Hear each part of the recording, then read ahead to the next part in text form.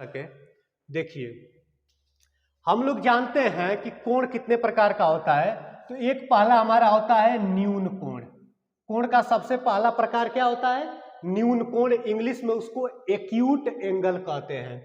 उसके बाद से कोण का अगला प्रकार होता है अधिक कोण, जिसको इंग्लिश में ऑब्ट्यूज एंगल कहा जाता है। उसके बाद से एक अगला प्रकार होता है सरल कोण या रिज कोण, जिसको स्ट्रेट एंगल कहते हैं। ठीक है ना, सरल रेखा का कोण।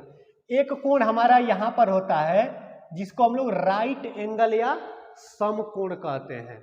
उसके बाद से यहाँ जितने जितने कोण नीचे हैं, इसको नीचे वाले जितने कोण हैं इनको क्या कहते हैं हम लोग? रिफ्लेक्स एंगल या प्रतिवर्ती कोण। ठीक है ना, प्रत्यावर्ती कोण कहा जाता है या प्रतिवर्ती कोण कहा जाता है।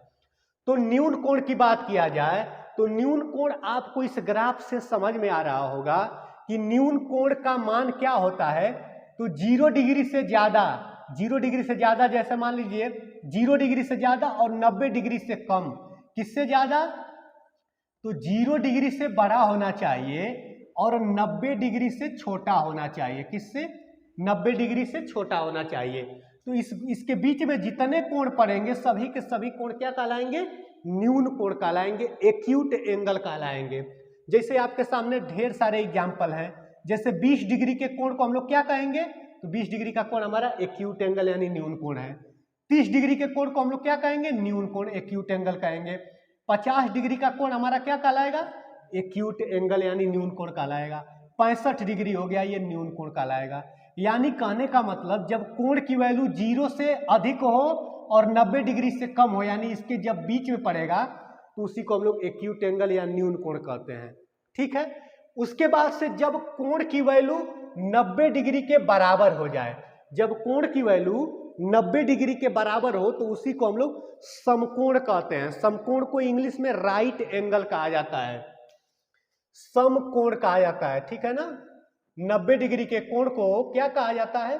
तो समकोण। कहीं भी अगर आपको 90 डिग्री का कोण दिखाई दे तो उसको हिंदी में आप कह सकते हैं कि ये समकोण है, या इंग्लिश में कहना चाहें तो कहेंगे कि राइट एंगल है। ठीक है ना।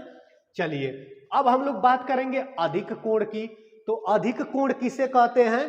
तो अधिक कोण हमारा 90 डिग्री से ज्यादा होता है, 90 डिग्री से ज्यादा होता है और 180 डिग्री से कम होता है। आपको दिखाई दे रहा होगा अधिक कोण का ग्राफ कहां पर है? तो 90 डिग्री से ज्यादा और 180 से पीछे। ठीक है ना, यानी 90 डिग्री से ज्यादा और किससे कम? 180 डिग्री से कम होना चाहिए। उसी को हम लोग अधिक कोण कहते हैं। इंग्लिश में कहें तो ऑब्ट्यूज एंगल कहा जाता है, ऑब्ट्यूज एंगल कहा जाता है। जैसे यहां पर उदाहरण आप देख लीजिए, 90 से ज्यादा जैसे 120 डिग्री का अगर कोण है तो 120 डिग्री के कोण को हम लोग न्यून कोण नहीं कह सकते हैं। क्यों नहीं कह सकते हैं? क्योंकि न्यून कोण तो 0 डिग्री से ज्यादा और 90 डिग्री से कम होना चाहिए। यहां पर 90 डिग्री से ज्यादा हो गया है।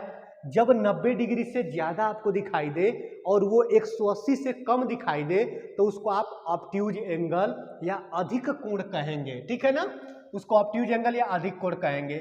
जैसे यहाँ पर 140 डिग्री का कोण है, ये क्या होगा? ऑब्ट्यूज एंगल इसको कहेंगे। 160 डिग्री का कोण है, इसको क्या कहेंगे हम लोग? ऑब्ट्यूज एंगल कहेंगे। ठीक है। चलिए देखिए, यहां पर अगर 90 डिग्री के बराबर कोण था तो उसको हम लोग समकोण नाम दिए हैं। तो जब कोण सीधा सीधा 180 डिग्री के बराबर हो जाए, यानी ये नहीं हमें देखना है कि किससे ज्यादा है किससे कम है, नहीं, कोण की वैल्यू जब उसके बराबर हो जाए, अगर कोण की वैल्यू 90 डिग्री के बराबर हो जाए तो उसको हम लोग समकोण कहते हैं। अगर कोण की वैल्यू 180 अंश के बराबर हो जाए, यानी 180 डिग्री के बराबर हो जाएगा, तो उसको हम लोग सरल कोण या रिज कोण कहते हैं।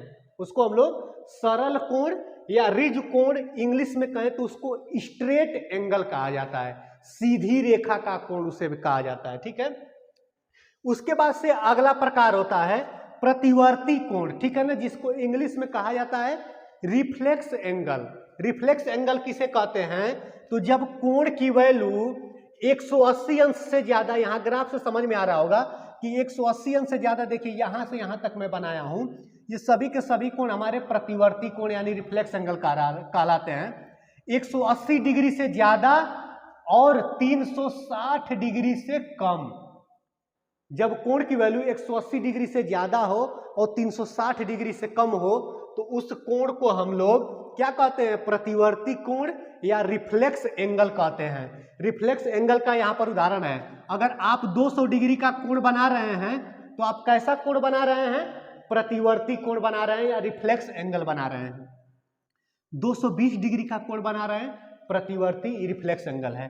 250 डिग्री का कोण कितना है, प्रतिवर्ती कोण कहलाएगा, रिफ्लेक्स एंगल कहलाएगा।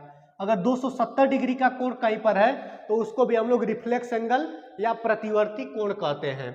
290 डिग्री भी हो, 310 हो, कहां तक, 360 तक, ठीक है। यानी कोण अधिकतम कहां तक होता है, तो 360 डिग्री तक होता है। 360 के बाद से पूरा हो जाता है, ठीक है ना। हमारा कोण 360 पर जाने के बाद से पूरा हो जाता है, यानी कंप्लीट हो जाता है। उसको इंग्लिश में कंप्लीट एंगल कहते हैं या हिंदी में उसको संपूर्ण कोण कहा जाता है। हिंदी में उसको संपूर्ण कोण यानी कंप्लीट एंगल, यानी यहां पर एंगल कंप्लीट हो चुका है हमारा, उसको संपूर्ण कोण कहते हैं। उम्मीद करते हैं ये पूरा ग्राफ आपको समझ में आ रहा होगा। और अगर कोण की वैल्यू, मान लीजिए एक कोण हम छोड़ रहे हैं, कोण की वैल्यू अगर सपोज करें कि कोई कोण बना ही नहीं है, यानी कोण बना नहीं है, तो कोण की वैल्यू 0 रहेगी। और 0 डिग्री के कोण को हम लोग शून्य कोण कहते हैं। 0 डिग्री के कोण को शून्य कोण या इंग्लिश में कहें तो उसको जीरो एंगल कहा जाता है। इंग्लिश में 0 डिग्री के कोण को जीरो एंगल कहा जाता है, ठीक है। यानी 0 डिग्री से ज्यादा और 90 से कम होगा, इसके बीच में जितने कोण ये पड़ रहे हैं सभी के सभी एक्यूट एंगल। अगर 90 के बराबर हो गया तो राइट एंगल, 90 डिग्री से ज्यादा और 180 से कम यानी इन दोनों के बीच में है तो हमारा ऑब्ट्यूज एंगल या अधिक कोण। 180 डिग्री के बराबर है तो हमारा सरल कोण या रिजु कोण।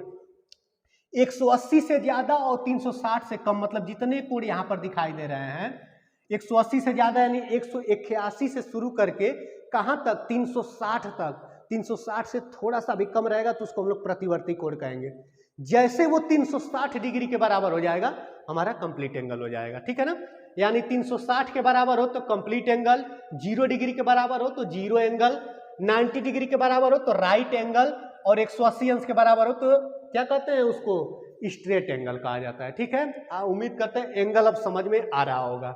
चलिए अब हम लोग आज